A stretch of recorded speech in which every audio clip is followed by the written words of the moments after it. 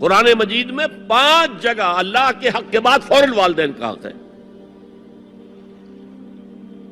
وَقَضَىٰ رَبُّكَ أَلَّا تَعْبُدُوا إِلَّا إِيَّاهُ وَبِالْوَالِدَيْنِ إِحْسَانًا. تیرے رب نے فیصلہ کر دیا ہے کہ اس کے سوا کسی کی بندگی نہیں کرو گے اور والدین کے ساتھ نیک سلوک کرو گے. اللہ کے حکم کے بعد، اللہ کے حق کے بعد والدین کا حق ہے.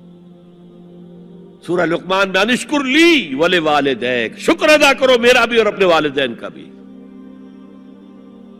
اور سورہ بنی اسرائیل میں تو کیا تفصیل آئی ہے.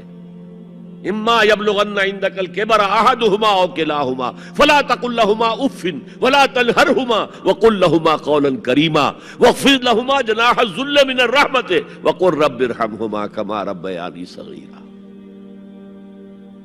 اگر تمہارے والدین میں سے ایک یا دونوں تمہارے پاس بڑھاپے کی عمر کو پہنچ ہی جائیں،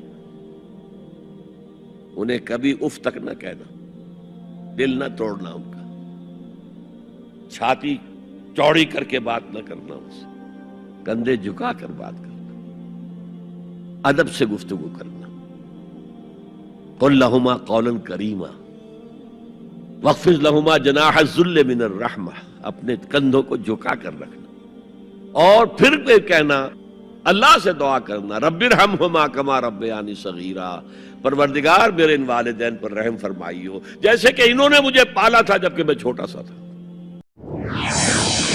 The Islamic Media Information of Quran and Hadith.